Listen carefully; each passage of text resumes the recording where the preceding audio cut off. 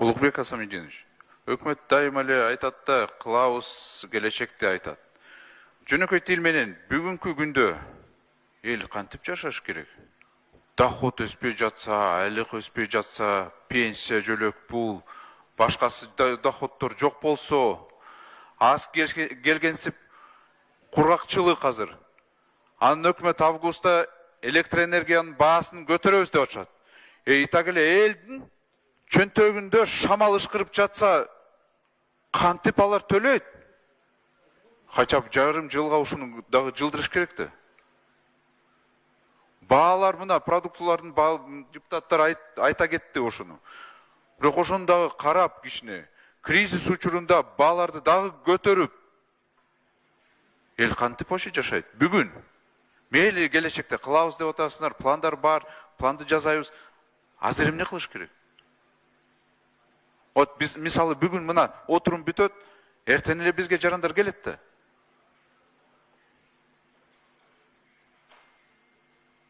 Кайсы доход менен эл жашаш керек бүгүн?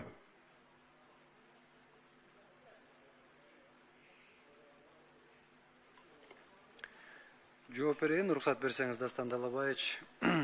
Чындыгында чын жүрөгүңүз менен айтып атасыз маселени. Мен деле бул маселеге абдан жүрөгүм ооруп турат. Чындыгында акыбал өтө деле жакшы эмес. Азык-түлүк маселесинде, пенсия, пособие маселелеринде чындыгында кээ бир мына өзүңүз жакшы билесиз, атайын балдар чоңойгон үйлөрдө 100 сомго 3 маал тамак берип атабыз да.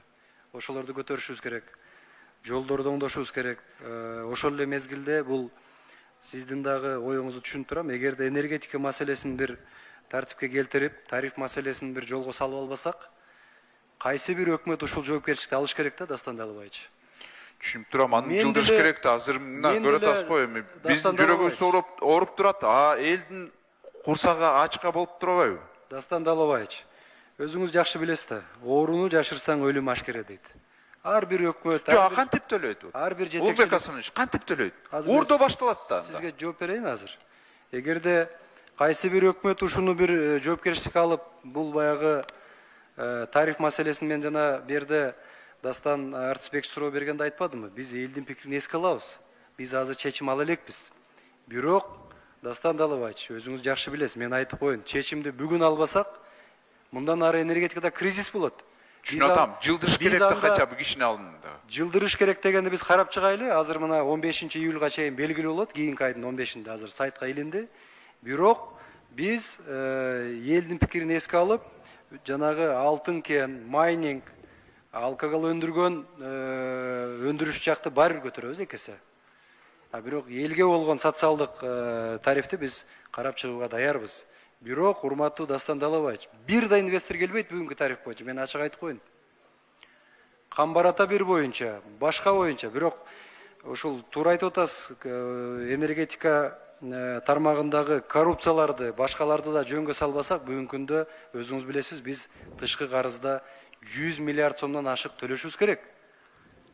Ушул маселе турат. Ошолордун бардыгын мен мына талап коюп атам. Давайте энергия компаниялар өздөрү төлөсүн ушул карызды.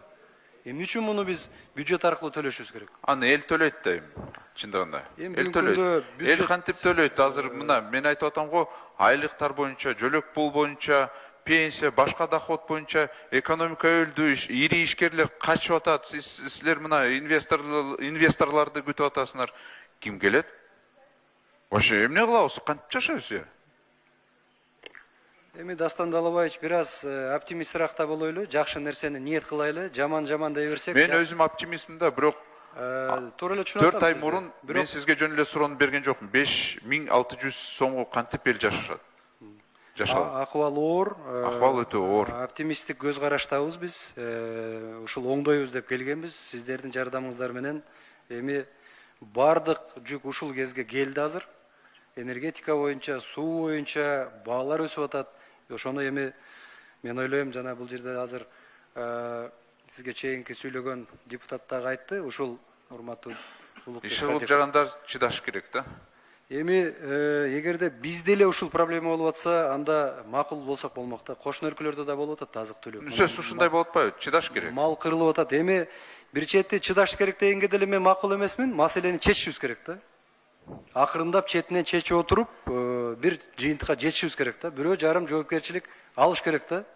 Анан кайра эле алмаштырып, кайра сайгылай берсек, мен ойлойм, эч ким жоопкерчилик албайт. Азыр мен комитетте айттым, эгерде маселе менде болсо, мен ага даярмын. Бирок биз жоопкерчиликти алдык, убакыт бериңиздер, чечели деп атабыз. Анан кайра жаңы киши келсе, ким алат анда жоопкерчиликти? Ошон үчүн мен ойлоп атам, бир туруктуулук, өзгөчө мына инвесторлор да айтып атат, бир ким менен иштейбиз биз депчи. Мен ушул мына барган өлкөлөрдөн дагы бүт тажрыйбаларды алып атабыз. Колдон келишинче инвесторлорго шарт түзөйлү. Бизге акча кирсин, товар кирсин, элдин жашоосу көтөрүлсүн. Биз айтып атабыз, урматтуу депутаттар, биздин мына урматтуу президентибиз баш болуп коюп жаткан талап бүгүнкү күндө, сиздер коюп аткан талап, биз ушул карапайым элдин жашоосун көтөрүш. Бизде экономика өссө, ошондо айлык маяна көбөйөт. Ошондо бүт импорттан көз карандысыз болобуз, импортозамещениени чечсек.